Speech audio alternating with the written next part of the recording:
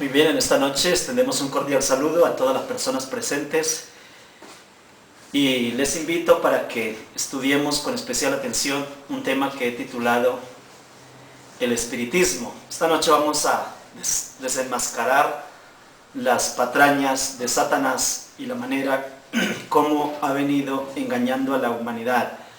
El tema del espiritismo que vamos a tratar esta noche es uno de la serie más titulado Así dice la Biblia. Los invito a todos a que abran la Biblia juntamente conmigo. Yo voy leyendo de manera audible y ustedes van a leer allá de manera silenciosa, pero vamos a hacerle un seguimiento a este estudio que es de suma importancia. Anteriormente estudiamos el estado de los muertos y nos dimos cuenta que los muertos están realmente inconscientes.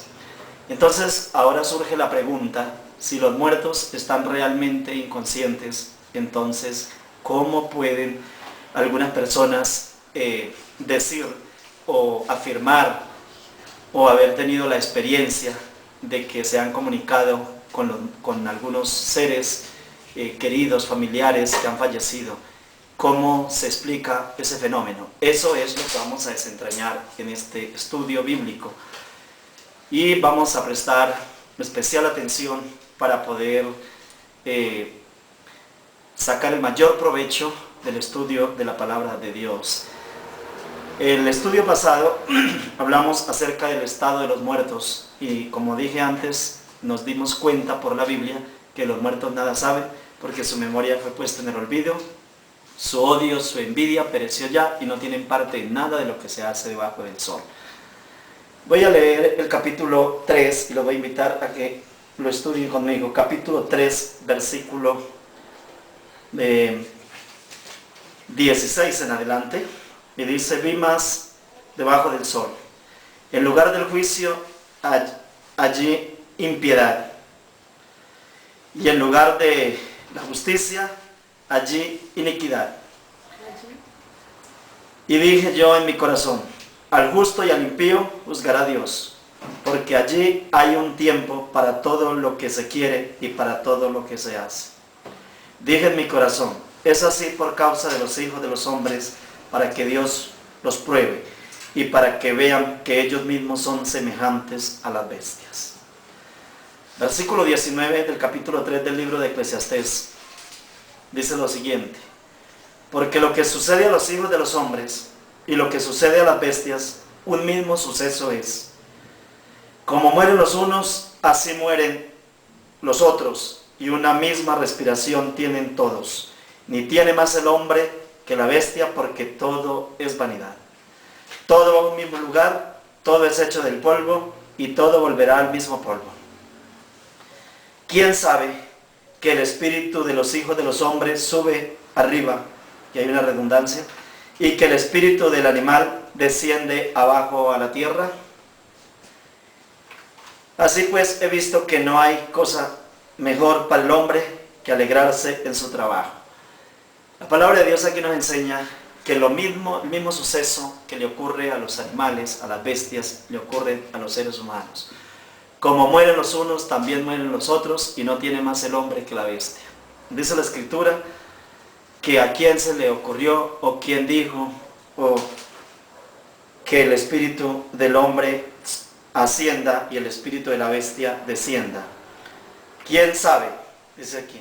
O sea, ¿quién es el que tiene ese saber? ¿O quién tiene esa sabiduría? ¿O a quién se le ha dicho que el espíritu de los hijos de los hombres sube y que el espíritu del animal desciende abajo a la tierra? En estas circunstancias ya nos queda a nosotros completamente claros, o completamente claro, que hay aquí una explicación por el sabio Salomón, donde manifiesta que los seres humanos y los animales tienen el mismo suceso en cuanto a la muerte. Como muere el uno, muere el otro. Ni el espíritu del animal asciende, ni el espíritu de Dios, ni el espíritu de los seres humanos tampoco, de ninguna manera. No da ninguna afirmación a que asciende o desciende. Las cosas es que cuando el hombre muere y queda completamente inerte, completamente inconsciente. Lo vimos en el estudio pasado y lo vamos a volver a reiterar en esta oportunidad. Voy a volver a leer el versículo 4 del capítulo 9 que estudiamos en la anterior oportunidad que tuvimos el tema del estado de los muertos. Y dice así la Biblia: aún hay esperanza para todo aquel que está entre los vivos, porque mejor es perro vivo que león muerto. Eclesiastés 9:4. Y el versículo 5 dice: porque los que viven saben que han de morir, pero los muertos nada saben ni tienen más paga, porque su memoria es puesta en el olvido. También su amor y su odio y su envidia fenecieron ya, y nunca más tendrán parte en todo lo que se hace debajo del sol. Así es como la Biblia presenta el estado de los muertos. Vamos a desentrañar el engaño que Satanás ha tenido sobre la humanidad respecto a los muertos. Entonces, ¿cómo surge el espiritismo? Yo quiero en este momento manifestarles acerca del espiritismo. El espiritismo es muy antiguo, porque el espiritismo nace con prácticas de comunicarse con el más allá, con los muertos. Esto nace en Babilonia. Pero la Iglesia Católica ha sido la que le dio la plataforma, o le puso todo en bandeja de plata al espiritismo, para que Satanás encontrara en sus doctrinas cómo fundamentar su engaño, o el engaño que ha venido promulgando en todo el mundo. Entonces, veamos cómo se sucede este asunto. Primero que todo, como dije antes, en Babilonia había muchas prácticas de adivinación, de tratar de consultar con el más allá, con los espíritus, con los muertos, con seres que no se conocen, o sean seres no carnales, sino seres espirituales. Y Dios, en su infinito amor y en su infinita misericordia, queriendo proteger a sus hijos, les prohibió rotundamente la comunicación con los muertos. Y dice la Biblia que no se encuentre nadie entre el pueblo de Israel que se consulte a los muertos, que trate de consultar a los muertos, ni que tenga espíritu de adivinación. Estas cosas quedaron prohibidas por Dios, y incluso a las personas que hacían tales prácticas se les perseguía y se les lapidaba en el pueblo de Israel. Luego la Iglesia Católica, a medida en que fueron surgiendo sus doctrinas, no bíblicas sino dogmáticas, porque las doctrinas de la Iglesia Católica no son bíblicas, si de pronto tienen algún mínimo fundamento en la Biblia, algunas doctrinas, pues por lo menos la doctrina de nuestro Señor Jesucristo, que murió por nosotros en la cruz del Calvario, esa doctrina es bíblica. Pero la mayoría de las doctrinas que tiene la Iglesia Católica no son bíblicas, son doctrinas arrancadas del capricho, el dogma, digamos, del imponer ellos unas costumbres, o tratar de meter doctrinas que no tienen respaldo bíblico, sino que han sido traídas, como he dicho en otras oportunidades, son traídas de un sincretismo que produjo varios países, varias naciones de esa época, algunos imperios, tales como el imperio de Babilonia, y también con los grecos, el imperio de Grecia. De allí, de los grecos, aprendieron muchísimas cosas y trajeron una cantidad de ideologías, de dioses exportados, y los metieron también a la doctrina del cristianismo, pero eso no hace parte del cristianismo.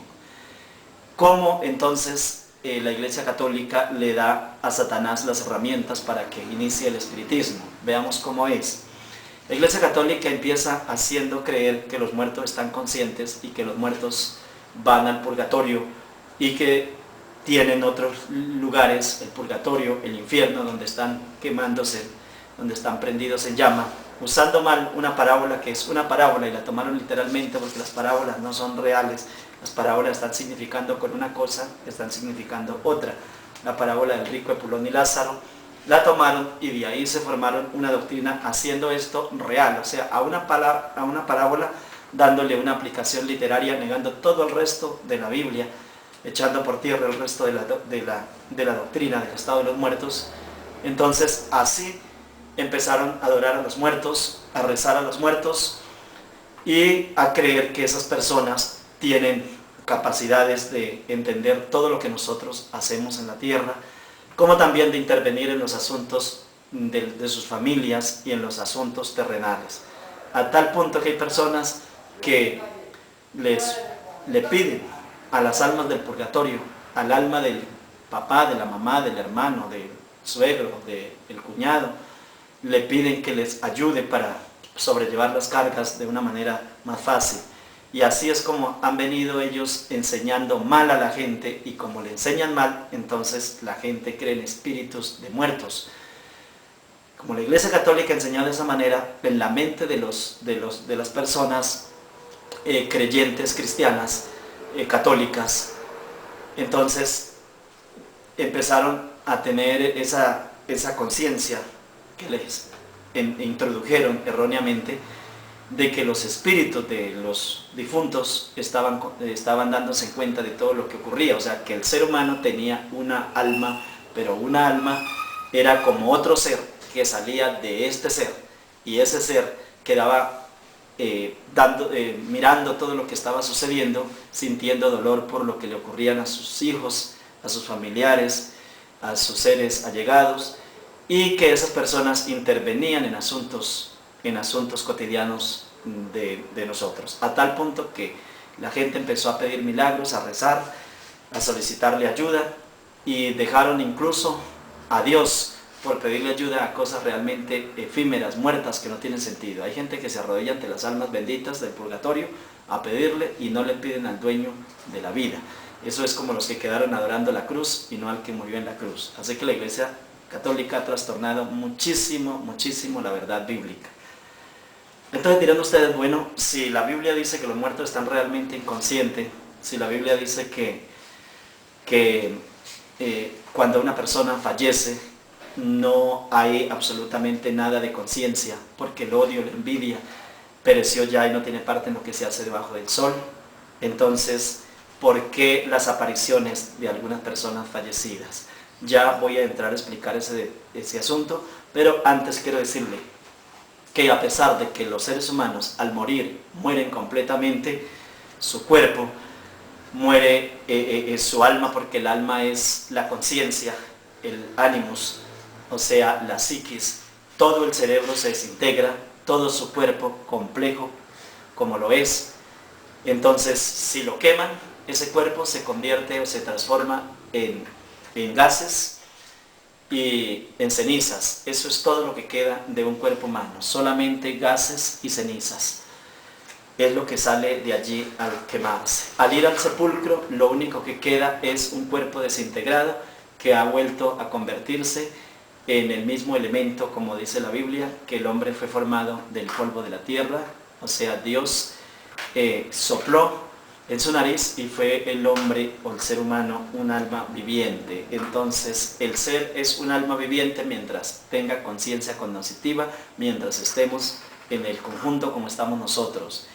Esto es, que todavía tengamos la conciencia y nuestro cuerpo pueda de manera dinámica, no inerte. Allí está la vida. Cuando se va esto, se desintegra, se acaba, porque el cuerpo es una unidad integral. El cuerpo no son varias cosas, no es un alma que flota aparte del mismo. Lo único que sale de nosotros, que es el aire con que respiramos, ese se le podría también, porque aire y espíritu se le da en muchas partes de la Biblia la misma denominación, es decir, el mismo significado. Entonces ese es el aire que sale de la nariz y se va al espacio infinito, de donde Dios también lo tomó y sopló en la nariz. Es el ciclo. Diríamos que la vida empieza en la nariz y termina en la nariz, hablando en este término de cómo empieza el ser humano a expandirse sus pulmones y al comprimirse, hasta que por último dejan de recibir aire, es decir, de inhalar y de exhalar, y se acaba la vida del ser humano. Allí se termina la vida.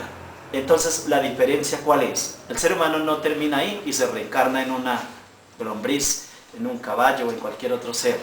El ser humano, cuando se extingue, cuando muere, queda en espera, como dijo el Señor Jesucristo. Nuestro amigo Lázaro duerme, queda como en un sueño, pero sin conciencia absolutamente de nada, es decir, desaparece como si nunca hubiese existido, pero queda en suspenso hasta el día que venga nuestro Señor Jesucristo. En la segunda venida de Cristo resucitarán los muertos en Cristo, como ya he predicado en otras oportunidades.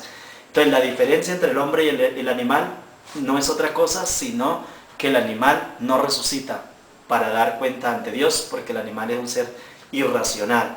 Al no tener razón, al no tener una psiquis mental como la que tenemos nosotros, en el sentido de que podemos interpretar y conocer qué es el bien, qué es el mal, qué es lo que mejor conviene en su momento y poder razonar. Entonces, en esas condiciones, el animal no tiene que presentarse ante su Dios ni va a tener una resurrección.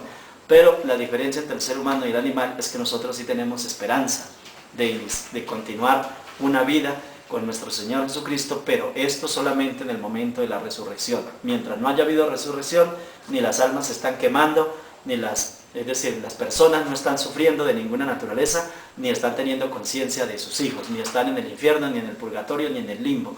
Todas esas son mentiras que se ha inventado la Iglesia Católica para poder explotar al pueblo con sus cuentos, con sus misas, con sus negocios de los santos y poder vender una cantidad de imágenes metidos en la idolatría y en el engaño. Han mantenido a la sociedad que les han seguido, por lo menos que han esperado en ellos, que les dé alguna doctrina de esperanza. Pero esta doctrina ni siquiera esperanza tiene, porque ¿qué esperanza tienen las personas con un infierno en el que las personas nunca salen de ahí? Son eternamente infinitos quemándose. Eso es otro error sumamente grave. Entonces, ¿cómo ocurre lo de los tales espíritus si los muertos están completamente inconscientes? Ahora sí entramos ya de lleno a resolver ese interrogante. Vea lo que sucede. Estamos nosotros viviendo en un mundo que está incurso en un antagonismo. ¿Cuál es el antagonismo? El antagonismo son las fuerzas del bien que se levantan contra unas fuerzas del mal. Esto es, la guerra entre Dios y Satanás. En esa guerra enorme entre la luz y las tinieblas, esa guerra entre la luz y las tinieblas, esa guerra entre el bien y el mal, entre el pecado y la obediencia, se han venido desarrollando desde hace muchos años y estamos en plena lid, o sea, estamos en plena lucha. El apóstol San Pablo lo reiteró y dijo: nosotros no tenemos lucha contra carne ni contra sangre, sino contra potestades de las tinieblas. Tenemos una lucha contra espíritus, es una lucha espiritual que no la vemos nosotros, pero la sentimos, la percibimos. Los efectos del mal se dejan ver, o sea, el mal en sí, las fuerzas espirituales que conducen al mal, nosotros no las podemos percibir fácilmente, pero sí vemos los resultados de esas potencias. Vemos los resultados de las potencias del bien, que son las fuerzas de Dios obrando a favor de sus hijos, defendiéndolos y también llevándolos a un plano de conocimiento, de arrepentimiento, de recogimiento espiritual y con unas vidas limpias, dignas de ser admiradas. Pero también vemos a otros seres humanos con unas vidas completamente apartadas de Dios, unos comportamientos sucios, ajenos a lo que Dios quiere que el hombre sea delante de su presencia. Ese antagonismo que permanentemente está en lucha, en combate, ese es el que nosotros vamos a desentrañar de dónde proviene y por qué proviene. Esas son las fuerzas espirituales, son espíritus de pecado, espíritus de maldad que operan en el mundo, y también hay espíritus como es el Espíritu Santo y los ángeles de Dios, que son espíritus que tienen unas misiones diferentes. El Espíritu de Dios y los ángeles de Dios tienen la misión de poder llevar el orden, el amor, la bondad y todas aquellas virtudes que al hombre lo elevan hacia Dios, hacia las alturas, hacia su Creador. Satanás, por el contrario, con sus fuerzas espirituales, en ese antagonismo, entonces propende por extinguir esas fuerzas del bien y por hacer que el hombre sea contrario en sus actuaciones a lo que Dios le exige, a lo que Dios requiere de él, a lo que Dios espera. Es así como entonces Satanás quiere que en lugar de la paz haya la guerra, que en lugar del amor nazca el odio. Entonces, en lugar de que haya sinceridad entonces que haya engaño.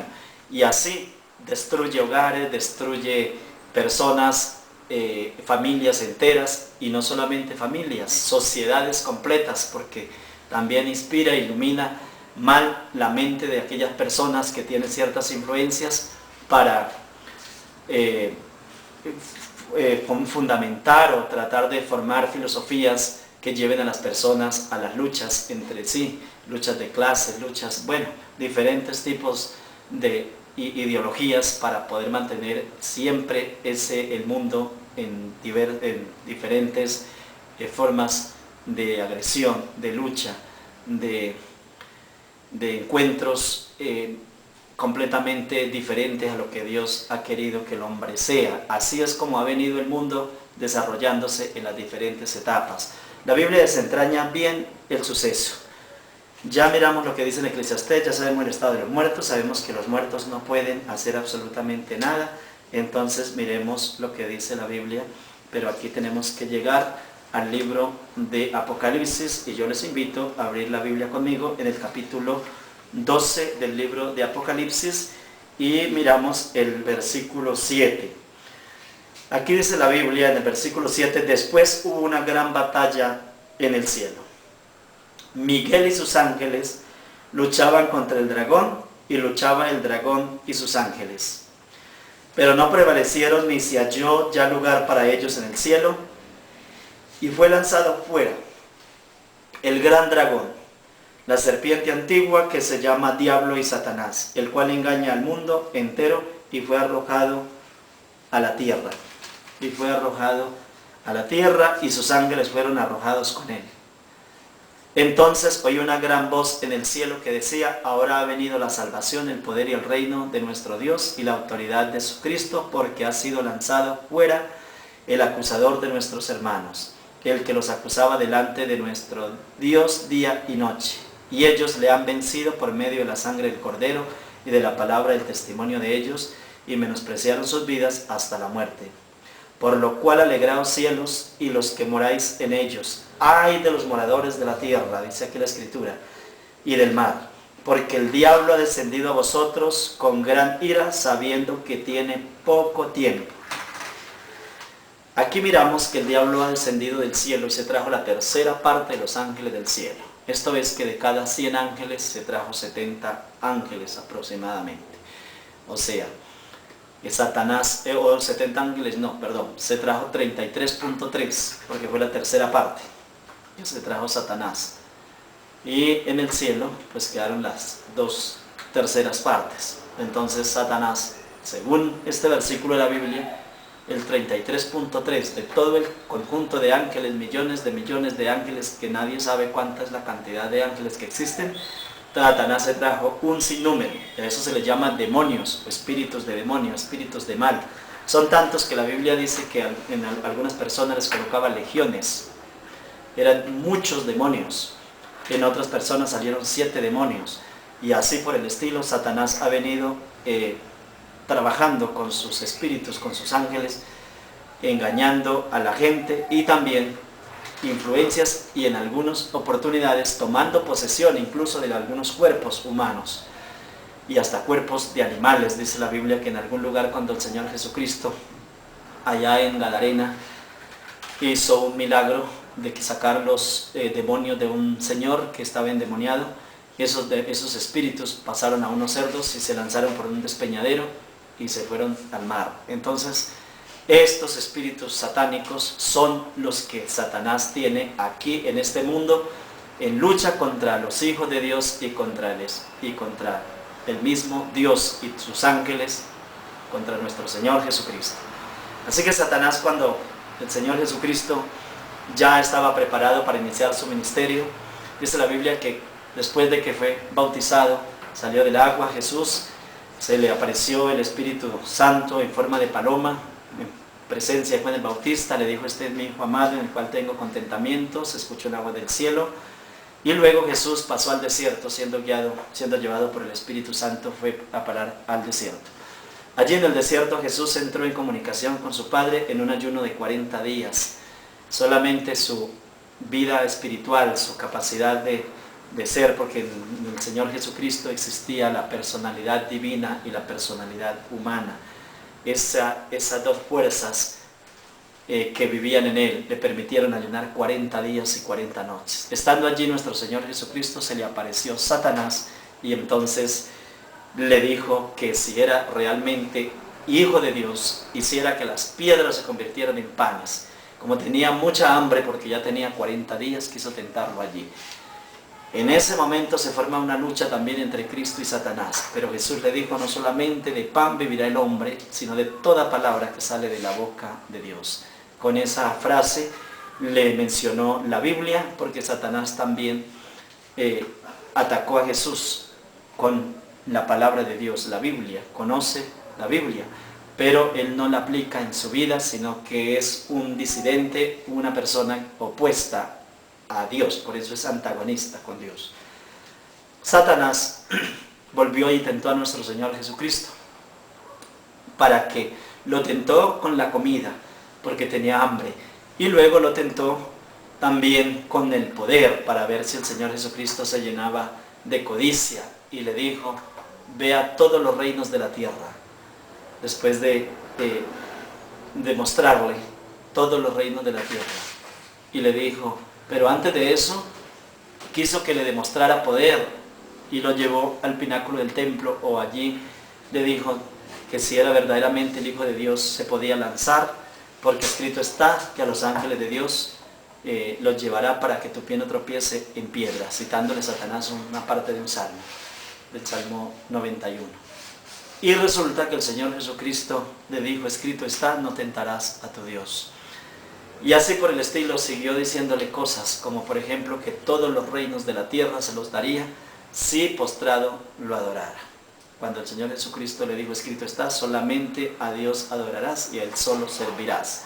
Nosotros podemos adorar a Dios y servirle solo a Dios, pero no a ningún ser humano, mucho menos al diablo.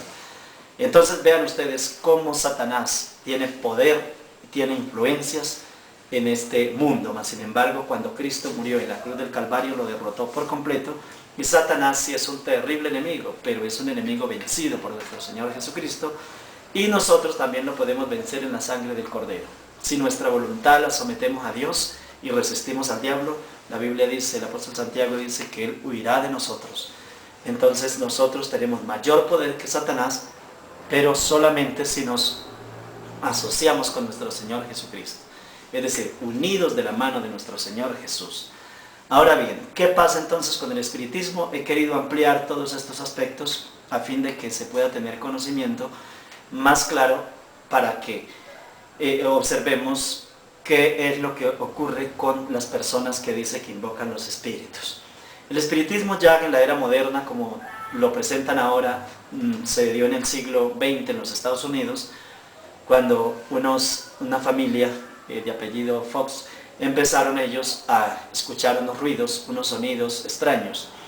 Entonces esto causaba mucha sensación en la casa, porque miraban y no sabían de dónde salían esos ruidos. En últimas, como esta familia tenía unas niñas, es decir, habían varios menores de edad en esa casa, entonces los niños cuando escuchaban que golpeaban así 3, 4 veces, los niños llegaban y hacían lo mismo. Entonces el espíritu, el ruido se pronunciaba siguiéndole los pasos, es decir, como jugando con los niños. Esto inició con un juego infantil. Inmediatamente, de pronto, un niño daba un solo golpecito y el otro, y se escuchaba un ruido en algún lugar haciendo exactamente lo que el niño hacía. Entonces daba un golpe. De pronto el niño daba 4 golpes, el ruido le hacía lo mismo. Así se fueron llevando las cosas hasta que lo último empezaron comunicaciones directas y allí se formó ya un espiritismo organizado, se hicieron libros.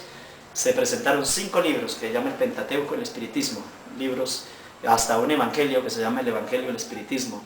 Todo esto lo fueron formando y se fue dando entonces una doctrina completamente, ya una religión que se le llamó el espiritismo, se le llama el espiritismo. De ahí vinieron los medium espiritistas y hay centros de espiritismo donde las personas van a tratar de comunicarse con los muertos. Permítame decirle que ningún ser humano se puede comunicar con un muerto. Lo que ocurre es que Satanás es el que se hace pasar por ese muerto y hasta puede de pronto en un momento determinado imitar la voz de esa persona y decir algunos aspectos de lo que esa persona hacía para hacerle creer o engañarlo de que está viviendo en una situación difícil o que el alma está en pena o cualquier cosa, inventarse para mantener el tremendo engaño. Pero no hay nada de comunicación con los muertos. Por eso Dios lo prohibió. Si usted lee Levíticos, Deuteronomios del Antiguo Testamento, encontrará que esas prácticas fueron condenadas, reprochadas por Dios, de tal manera que esto se castiga con la pena de muerte en la Biblia.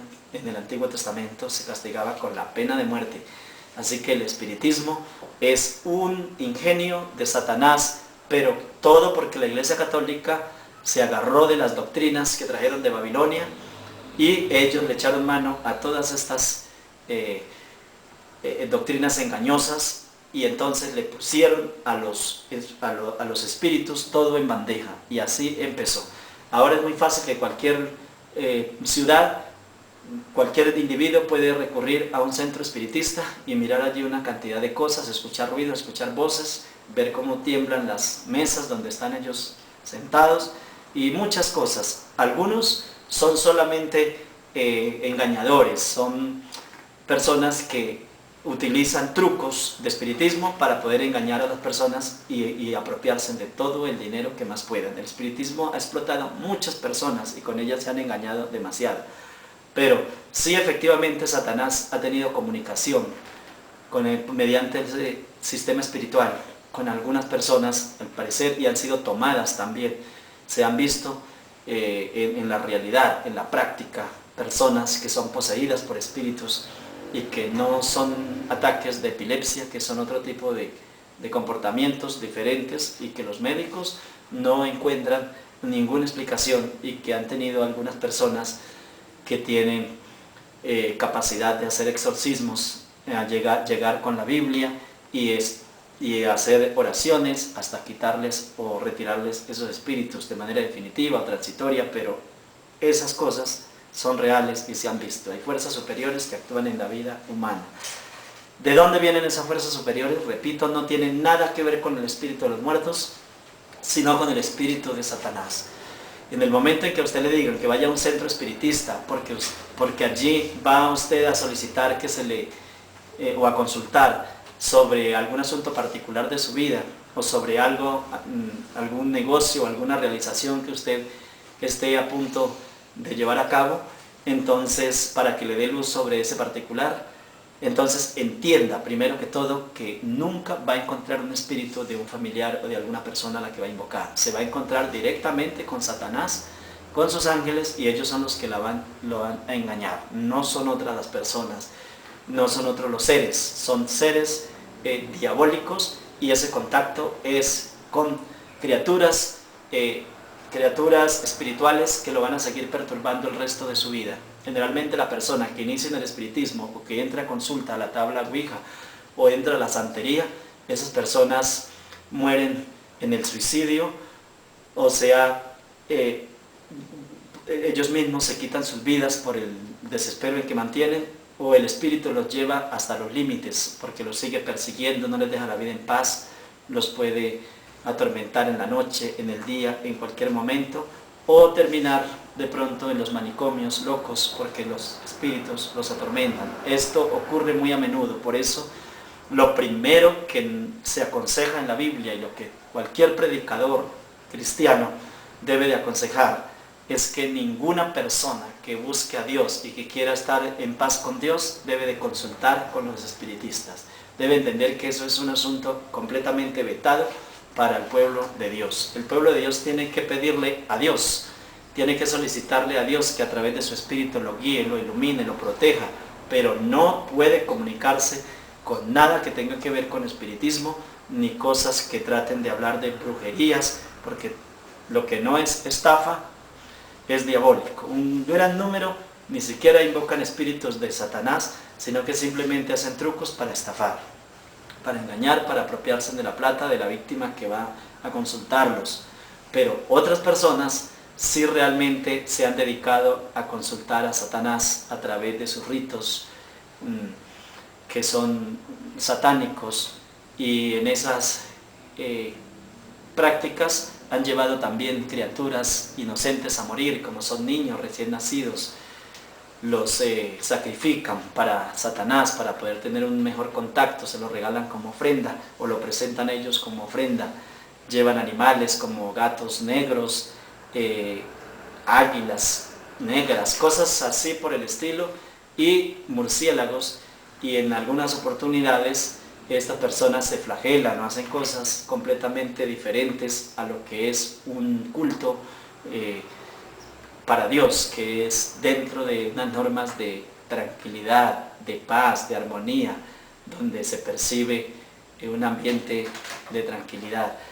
Esto es lo que sucede. Entonces, a partir de este momento, yo les invito para que nunca más se les vuelva a ocurrir en creer o en pensar que el papá o la mamá o el tío o el primo o el sobrino que falleció es la persona que se está comunicando con, o que se puede comunicar con ustedes, porque eso no tiene respaldo bíblico de ninguna naturaleza. El espiritismo ha traído mucha desgracia a la tierra, ha traído mucho desastre. Son miles y miles las personas que han tenido que salir de sus hogares tranquilos donde vivían, porque un espíritu o un conjunto de espíritus han entrado a su casa, y de allí los atormentan día y noche, no los dejan en paz, y les ha tocado abandonar viviendas o venderlas muy baratas. Han habido muchas cosas. Entonces, todo esto de que hablan de fantasmas y de cosas no son otra cosa que lo que dice la Biblia aquí en el capítulo 12, versículo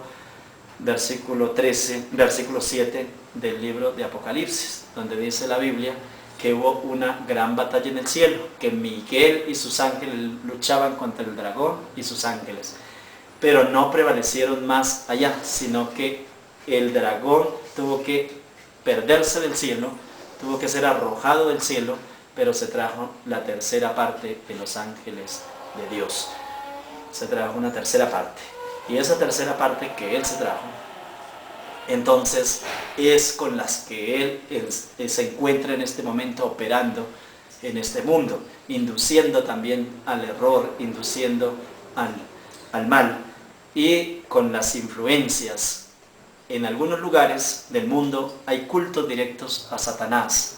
Los habitantes de Ceilán, ellos adoran directamente a los demonios y hacen cultos a los demonios de manera continua, así como nosotros nos reunimos aquí, nos reunimos en algún lugar para adorar a Dios, para predicar el Evangelio de nuestro Señor Jesucristo. Los habitantes de Ceilán se reúnen y tienen sus iglesias directamente para Satanás, o llamémosles sus templos o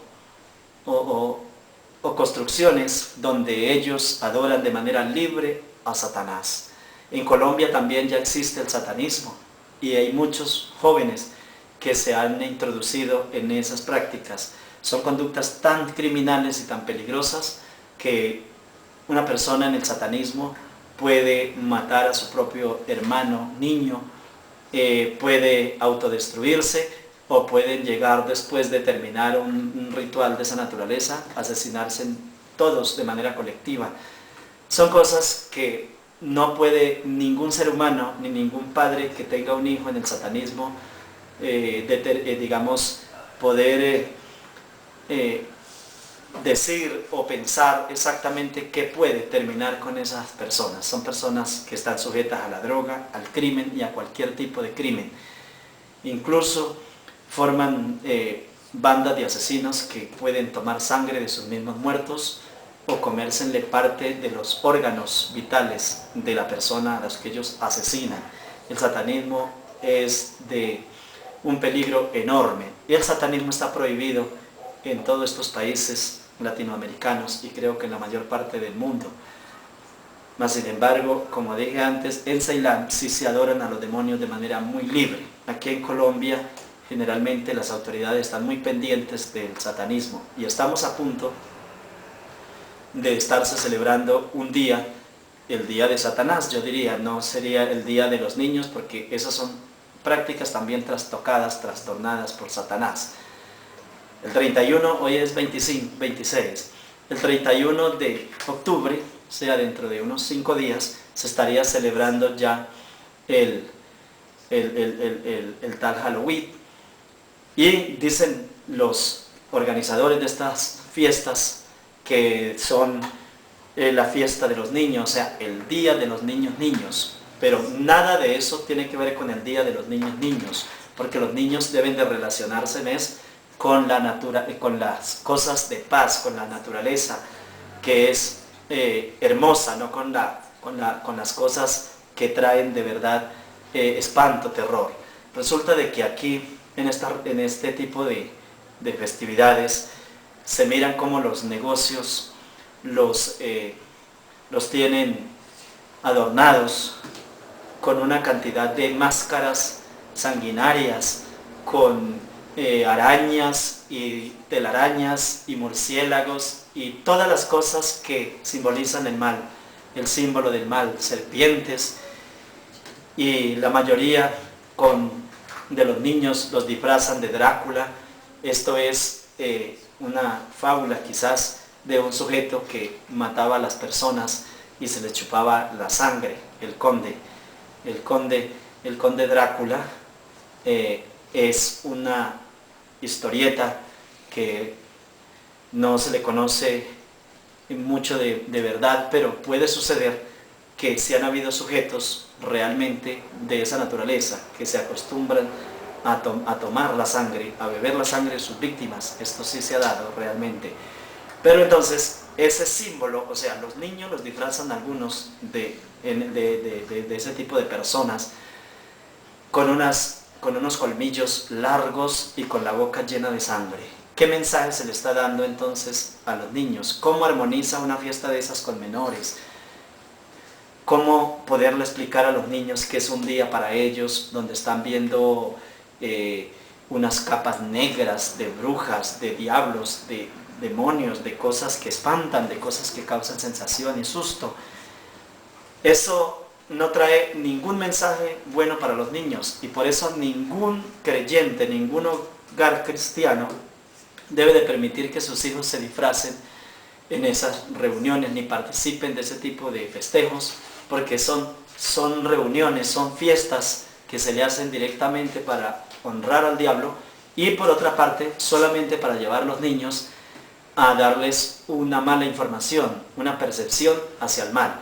Entonces el niño recibe a través de sus sentidos, porque nosotros tenemos 5 maneras de comunicarnos, que son las 5 maneras de comunicarnos de forma lógica, que son los 5 sentidos. Cuando el niño está mirando que delante de él va un niño vestido con una capa negra, con unos dientes, con unos colmillos largos y unos dientes llenos de sangre, y la boca sumamente ancha, llena también de sangre, todo esto le está transmitiendo por el sentido de la visión, le está transmitiendo, le está llevando un mensaje de que esto es bueno, es agradable, que la gente se goza con este tipo de comportamientos, en lugar de estar mirando cosas hermosas, cosas bonitas, cosas que traigan amor, que traigan paz, que traigan felicidad,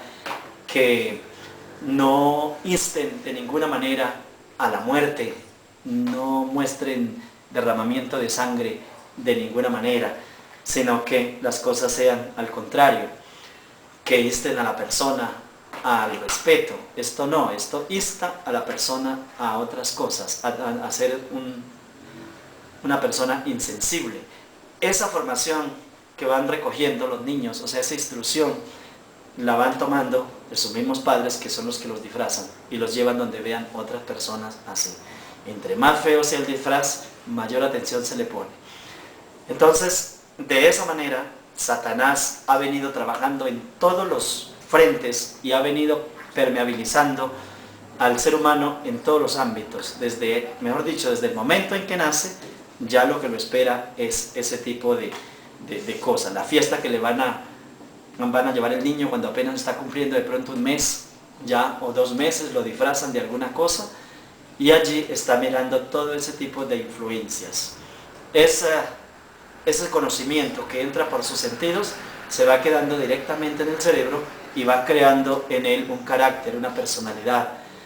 Eso le va dando una forma de ver la vida, y esa manera es lo que nos ha traído en este momento que hoy los muchachos de 14, 15 años están metidos dentro de una intolerancia que no se puede explicar. Es una cosa increíble, ni los psicólogos ni los profesores han podido contrarrestar o por lo menos quitar de manera objetiva ese mal tan enorme.